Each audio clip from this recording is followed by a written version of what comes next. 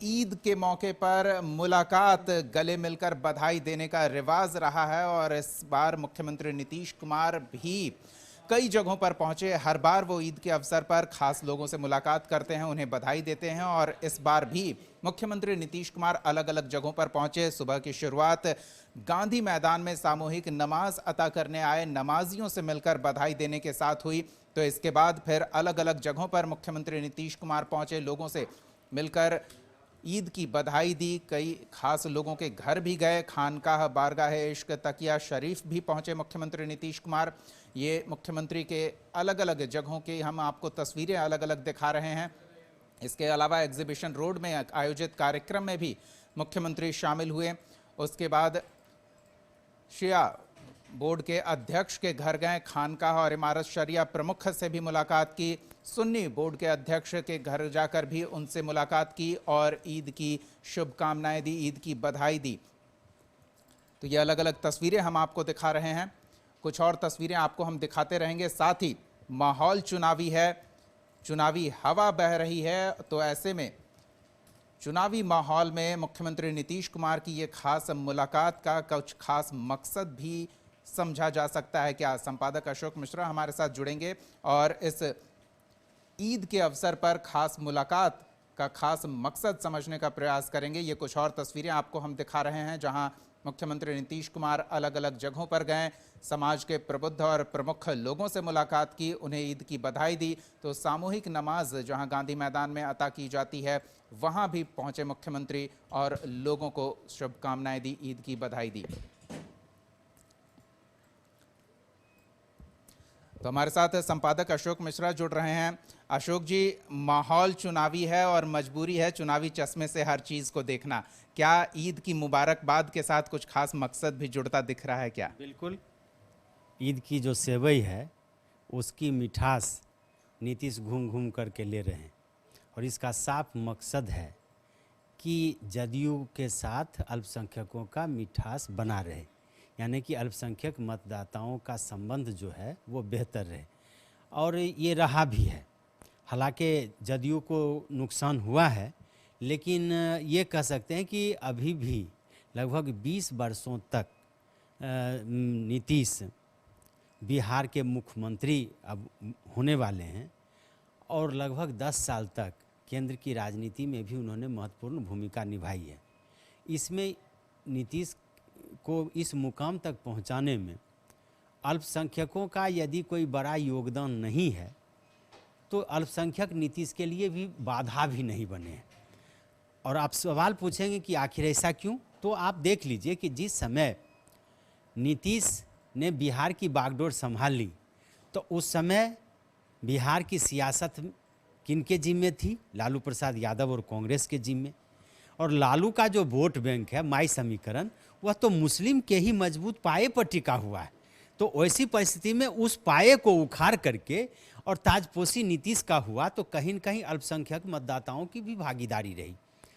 2010 का चुनाव अगर आप करिए विधानसभा का, तो आप देख लीजिए कि 243 वाले विधानसभा में मात्र आरजेडी 22 सीटों पर सिमट के आ गई और उस समय तक नीतीश और बीजेपी का जो तालमेल था वो पूरी तरह से मजबूत था। इसलिए गया जैसे मुस्लिम बहुल इलाकों में भी कमल के फूल पर मुस्लिम आबादी यानी कि मतदाताओं ने वोट डाला और परिणाम हुआ कि आरजेडी की हैसियत 22 पर आ गई। अभी अगर लोकसभा की बात करें तो लोकसभा चुनाव के ठीक पहले नीतीश कुमार ने जातीय गणना कराई और उस जातीय गणना में मुसलमानों की आबादी लगभग 17.77 है, यानी कि लगभग 18% आबादी है। एक बहुत बड़ी आबादी है मतदाताओं की, और वह ऐसे मतदाता है जिनका 100% वोट पोल होता है। तो नीतीश बीजेपी के साथ रहते हुए भी इन मतदाताओं से अपने ताल्लुकात बेहतर करने, और सबसे बड़ी बात है कि 40 लोकसभा क्षेत्र है बिहार में, उसमें से 13 लोकसभा क्षेत्र ऐसे हैं जहां मुस्लिम आबादी 12% से ज़्यादा है। तो आप समझ लीजिए कि बिहार की राजनीति में भी अल्पसंख्यकों की क्या महत्ता है, उसकी क्या भूमिका है, ये आप समझ सकते हैं और इसको बेहतर तरीके से नीतीश समझते हैं। यही वजह है कि 2020 के विधानसभा चुनाव में नीतीश की पार्टी यानी कि जदयू भले ही तीसरे नंबर पर आ गई हो, लेकिन और अल्पसंख्यकों का अधिकांश वोट आरजेडी को मिला हो, आरजेडी सबसे बड़ी पार्टी के रूप में उभरी है, लेकिन फिर भी नीतीश अल्पसंख्यक मोह से अलग नहीं होना चाहते। नीतीश यह संवाद या संदेश देना चाहते हैं कि अल्पसंख्यक भले ही उनसे नाराज रहें, लेकिन हम अल्पसंख्यक को नाराज नहीं कर सकते। और यही वजह है कि जातीय गणना की जो रिपोर्ट आई उसमें भी आपने देखा होगा कि हिंदुओं में उपजातियां हुई, उपजातियों में भी फिर कई जातियां आई, लेकिन अल्पसंख्यकों का जो ग्रॉस हुआ यानी कि कुल जो अंक आया वो 17.77 आया। इसका मतलब है कि अल्पसंख्यकों की आबादी 18% के करीब बताई गई। और इसके बाद नीतीश बीजेपी के साथ रहते हुए भी चूँकि अधिकांश समय तो बिहार की राजनीति में अगर वो मुख्यमंत्री पद पर रहें तो 2-3 साल का छोड़ दीजिए तो 17-16 साल तो वो बीजेपी के साथ रहें। और उसके बाद भी उन्होंने अल्पसंख्यकों के लिए भी योजनाएं बनाई, तालीमी मरकज़ के लिए, मदरसे के लिए, उन्होंने टोला सेवक जैसे लोगों को बहाल किया, या अल्पसंख्यकों की लड़कियों को उन्होंने जो एक तरह से कहिए कि वजीफ़ा दिया, और कई योजनाएं उनको सिलाई कटाई के लिए ट्रेनिंग दी, उनको एक तरह से कहिए राशि उपलब्ध कराई गई। अल्पसंख्यक छात्रों के लिए चूँकि इंजीनियर बने, डॉक्टर बने और बीपीएससी कम्पीट करें, इसके लिए विशेष रूप से सहयोग दिया। परिणाम यह है कि अभी भी लाख अल्पसंख्यक वोट न दें, लेकिन अल्पसंख्यक के नेता जो बिहार के हैं वो नीतीश पर सीधा हमला करने से परहेज करते हैं।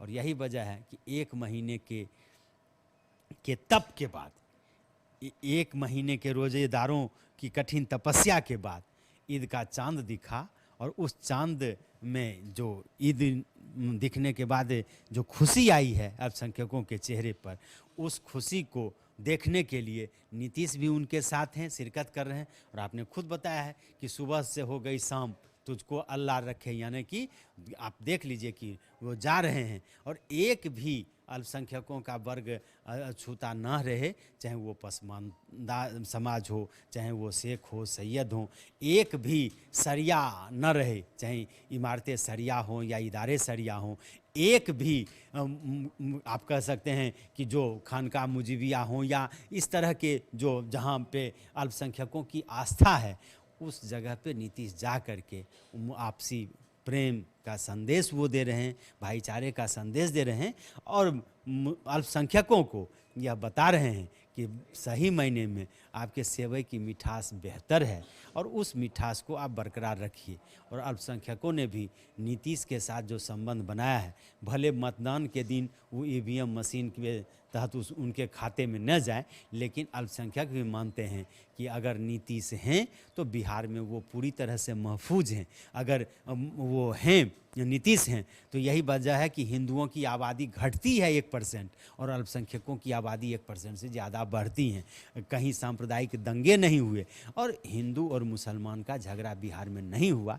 ये इसमें अगर एक श्रेय किसी को जाता है तो वह नीतीश को जाता है। ये अलग बात है कि अल्पसंख्यकों ने 2020 में जो दगा दिया, नीतीश की पार्टी से एक भी अल्पसंख्यक उम्मीदवार नहीं जीते विधानसभा में।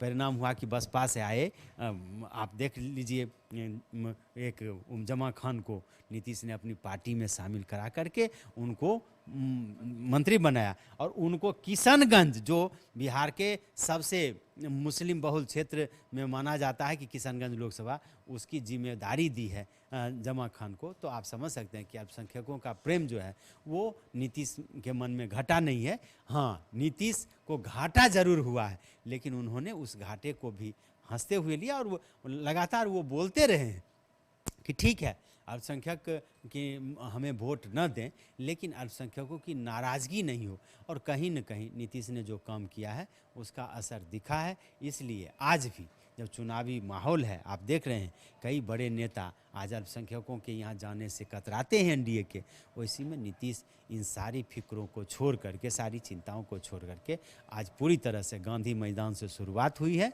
और अभी भी वो घूम ही रहे हैं। जी, बहुत बहुत धन्यवाद अशोक जी। तो देखना दिलचस्प होगा कि नीतीश कुमार सहयोगियों की ओर से जो कमी रह गई है उसकी भरपाई कर पाते हैं या नहीं, और सेवैयों की जो मिठास मुख्यमंत्री नीतीश कुमार ले रहे हैं वो मिठास चुनावी परिणाम में अल्पसंख्यकों के सहयोग के साथ बरकरार रहेगा कि नहीं।